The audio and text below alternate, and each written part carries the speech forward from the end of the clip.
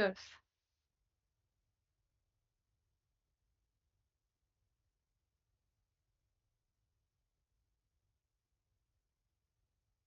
میدونم. درست.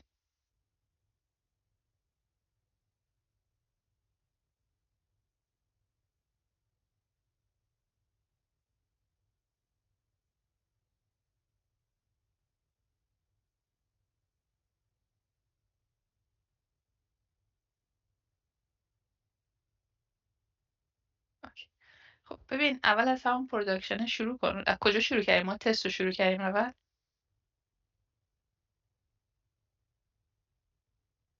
خب وقتی در مورد کیوب حرف بزنیم، چیزی که باید چک کنی یکی کاستم اسکیمای SCI اسکیمایی هستش که توی مثلا همین X3 دیتا سورس میبینی SCI اسکیما SCI تسته.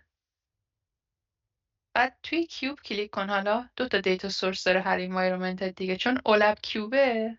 اول باید چک کنی همیشه که دیتا سورس ها درست تعریف شده یا نه. حالا میبینی اون اسکیمایی که اومده اونجا استفاده کرده توی کیوب دوباره SCI تسته. این درسته، ولی خیلی ها میان مثلا میگن که نه، حالا رفتی کیوب، حالا این یه دونه اسکیمای دیگر رو استفاده کن.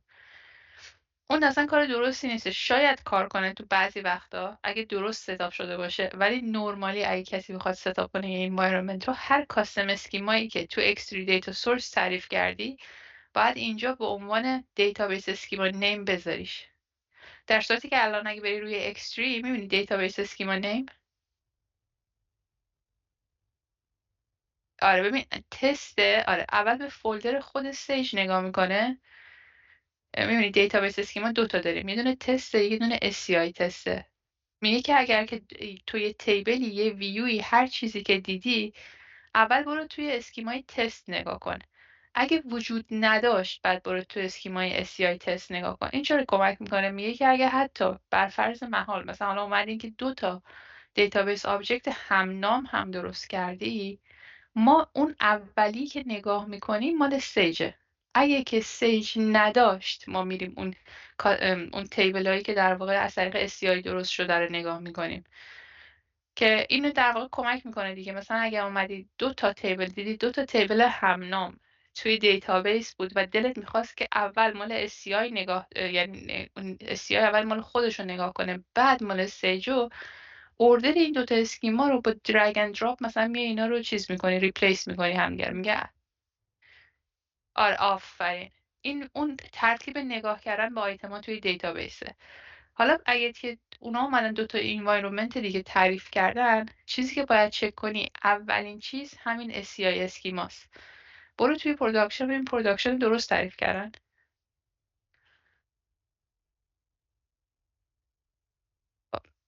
پراد گذاشتی SCI. نه یه بار دیگه برگرد به بعد. نه اشکال نه. پراد. خب اشکال نداره، برو توی SCI کیوب. برو تو کیوبه. خب اینو عوض کن. بزن SCI، اون دابل کلیک کن اون SCI تست، هر جا تست میبینی بکنش پراد.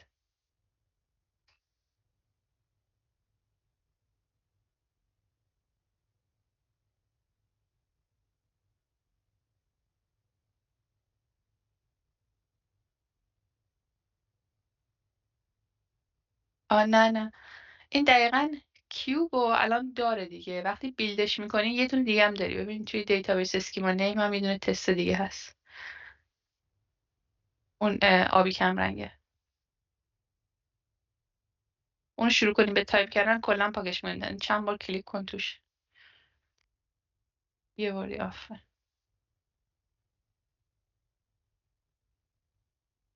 ببینیم یوزرنیم پسورد رو نگه داشته. ولیدیتش کن. اوکی عالی، سیوش کن. سیو هم کردی؟ نه نه نه سیو. اوکی. خب حالا اگه بری توی کیوبت بیلدش کنی تو environment production، اون استراکچر کیوب توی از طریق دیتابیس، اگه بری تو دیتابیس یه دقیقه برو تو دیتابیس تو SQL. باید بگم که چرا در واقع این میفهمه. تو نداری. اوکی پس بخ...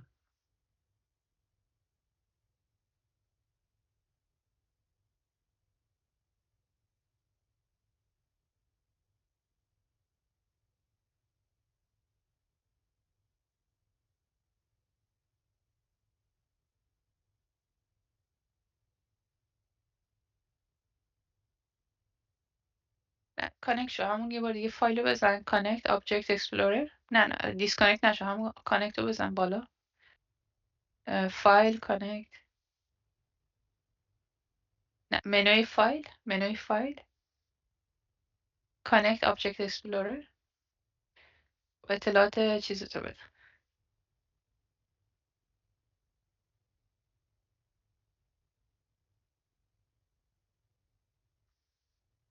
از همون توی SCI خودش کپی کن. اونم داری.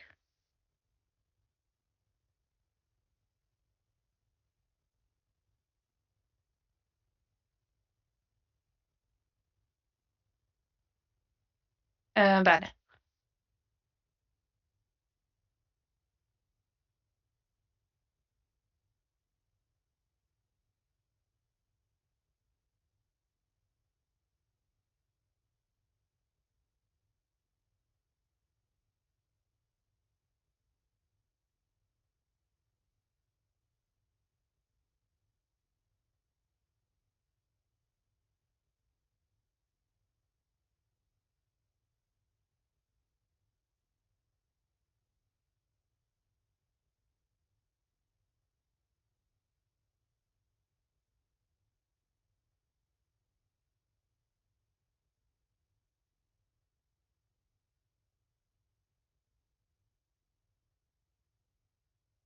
نه لاگینت هم اینه. لاگینت نه، لاگینت فکر نمی‌کنم این باشه.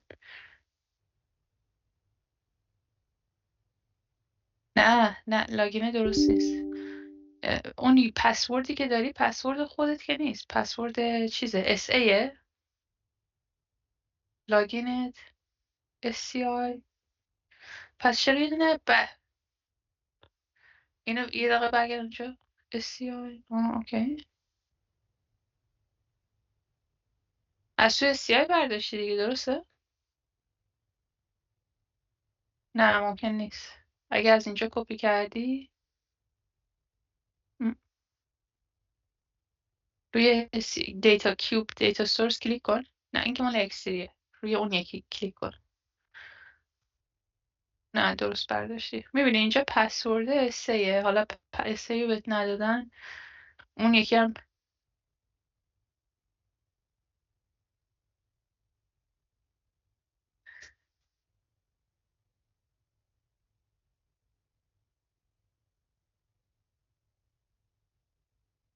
میخوای بهشون بگی.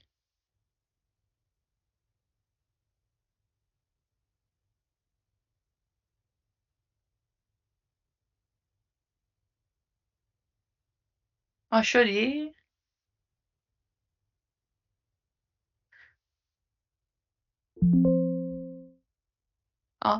دقیقا میخواستم همینو بگم. بعضی وقتا اسکیول لاگین ها باید تو همون رو سرور همونجا باشه، یعنی ریموتلی نمیتونی از لوکالت وصل بهشون.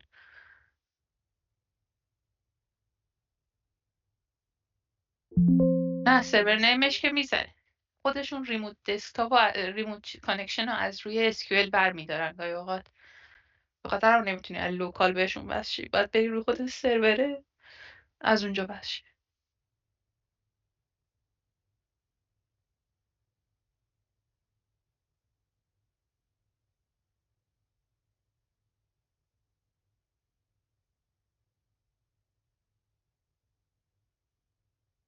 چون همون اسیاه.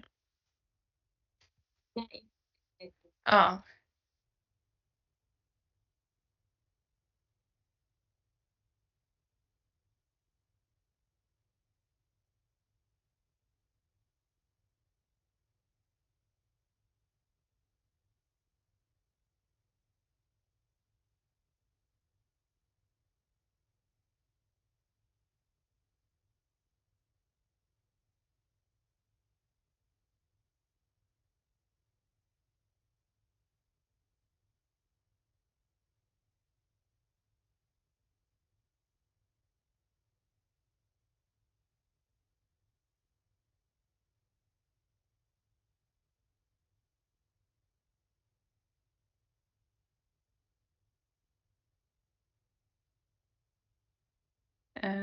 مایکروسافت میتونی مثل منیجمنت استودیو ببینی داره.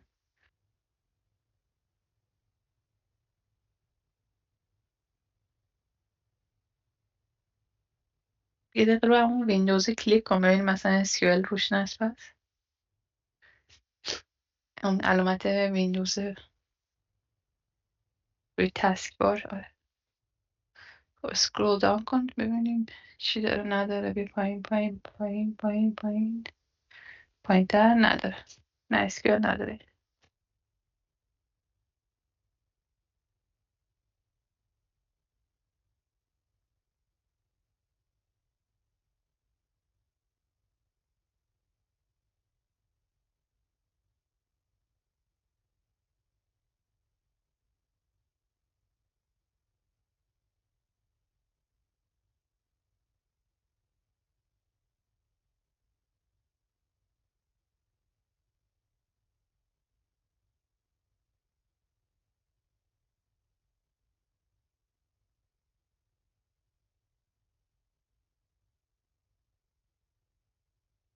سرور سیج دی بیه، یعنی اگه میخوای ریموت دسکتاپ هم بزنی باید دنبال سیج دی بی بگردی.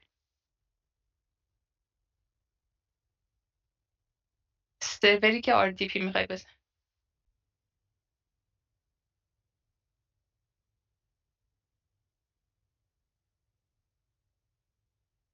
آره. نه نه اون اصلا آدرس سروره نیست، اون اسم اینستنس SQL. ایوه ایوه. خب خب میری توی دیتابیس، توی SCI، تو تیبلا. اینا همه اون تیبلایی هستش که در واقع استفاده میکنه SCI برای اینکه یوزرها رو تعریف کنه، ساختار کیوب رو توش نگه داره، بعد چنان اسلایس اینا رو نگه داره. اگه بیای پایین تر یه سری جدول هست با اولپ شروع میشه، میبینی؟ آره اینا پس ساختار کیوب و این که مثلا میبینی خود اسم کیوب چیه تو اولپ کیوبه.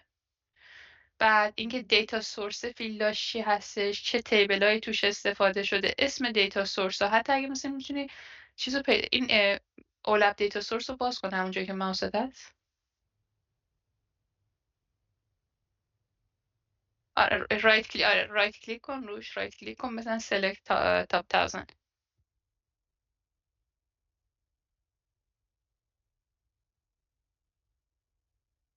یه ذره بزرگترش کن اون ویندو تو که اون ور باز شده. خب ببینی اسم کیوبه هستش، یک آیدیه، اسم کیوبه هستش، دیتا سورساش هستش. حالا اگه بری توی اولاب کیوب میبینی یه آیدی ده. اینا آیدیشه. خب چجوری پیداش میکنی خود کیوبر؟ آره آفرین. ببینی اولاب کیوب یه دونه تیبل دیگه هم داری، دومی از بالا سمت چپ، دومی از بالا اسمش اولاب کیوبه. اگه روی اونم رایت کلیک کنی بازش کنی، خب میبینی ما یه سری دسکریپشن داریم. مثلا همین فایننسی که اومدی عوض کردیم، مثلا اکستری فایننس بوده. بعد اگه پیداش کنی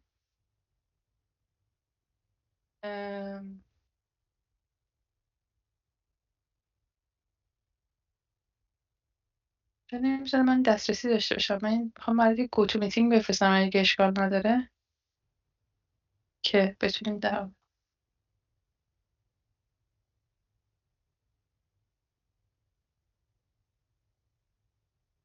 من میفرستمش تو چت. لینکشو میتونید از همینجا بچین. من تیمز رو نگه میدارم اگه بر دلیلی گو تو میتینگ کار نکرد.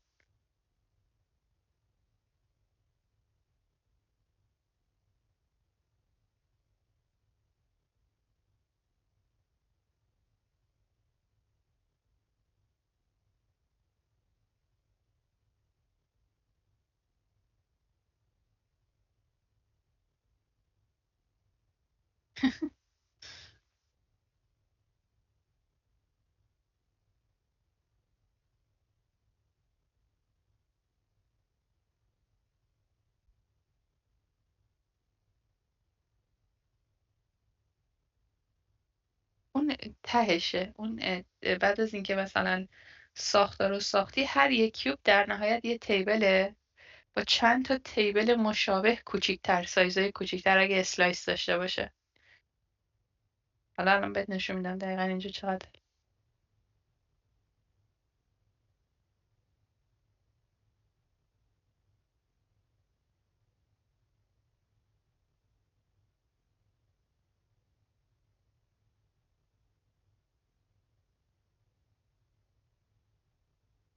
آره اپلیکیشن. آره چرا کردی فکر کنم. آره ولی وقتی میخواد همون رو باز کنی یه بار دیگه بهت میگه بکنی.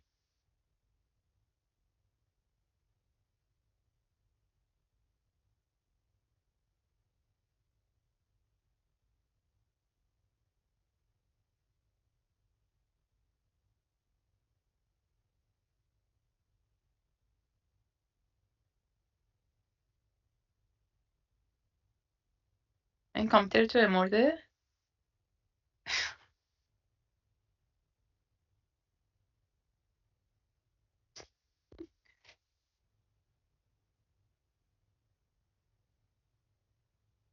اقتصاد مقاومتیه.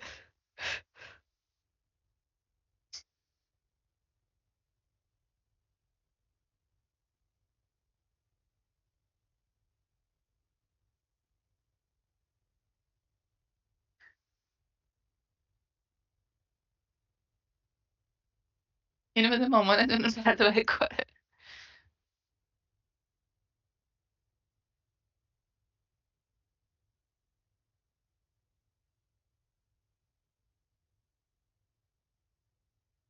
ولی واقعا جوری شرکت میزنن ببینی، یعنی با حداقل چیزایی که میتونن آره. نه صد.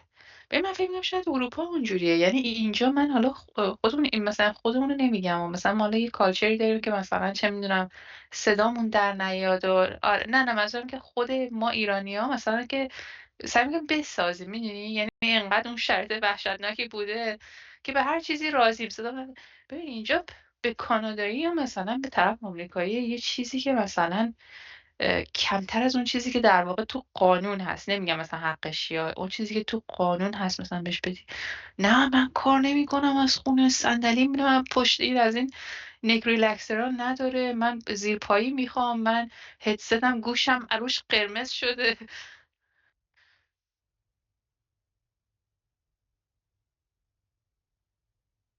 آره ببین اونجا همینطوریه. آخه ببین ما همه چیزو دیدیم دیگه تو ایرانیه، ما انقدر سخت کشیدیم به نظرمون همه امکاناته. ولی اینجا خیلی جالبه. خب من نمیتونم دسترسی الان منتظرم اسمت لود شه. آره میتونم دسترسی بگیرم، من الان پرزنترت میکنم روی و کیبورد و ماوس هم میگیرم. اوکی. آره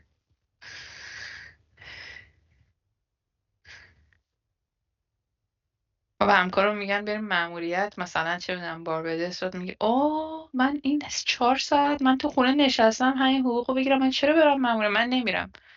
یا بابا ما به ما بوده شو موقع چه تو ایران میگفتم یه برو فلان کشور با کله میرفتی مثلا دعوام بود سرش که چرا انقدر به این لطف داری اینو میفرستی ما.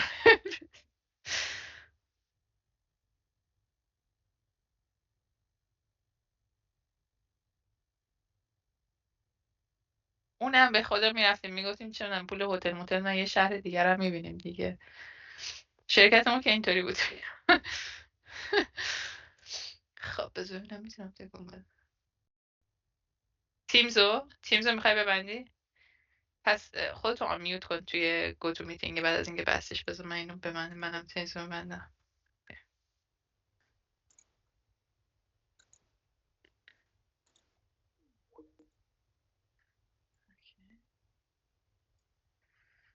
خب شیر نکردی صفحه.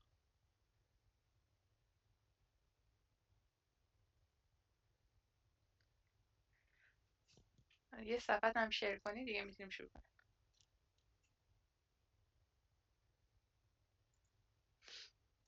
تو پرزنتر.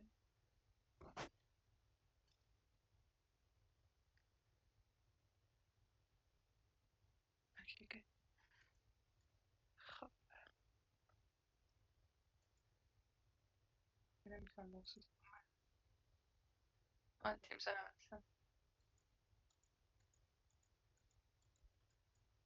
نمیتونم. نه من که اصلا نمیتونم موضوع تکون بدم، یعنی موضوع تکونم میدم اتفاقی نمیفته، شاید خیلی دیلی داره.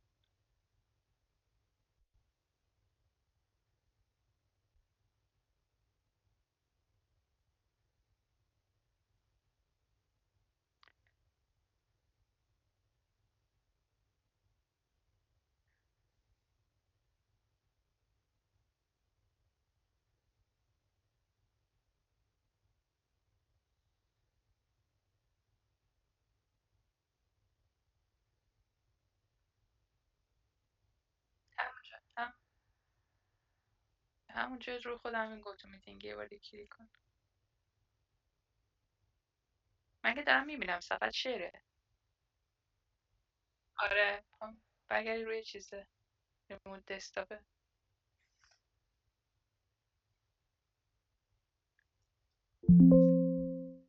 فقط ریموت دسکتاپ رو بیار بالا که ببینم کدومشه.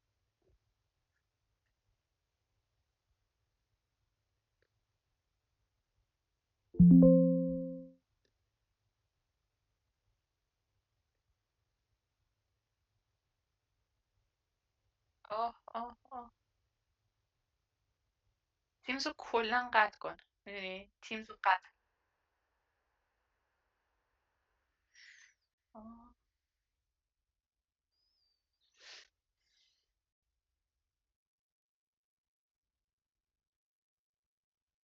سی پی یو 100 نمیتونه مسلم کنه.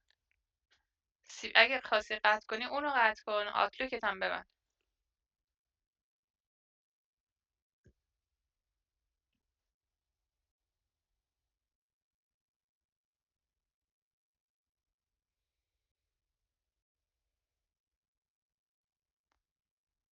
الان تیمز این OBS استودیو چیه که 30% گرفته؟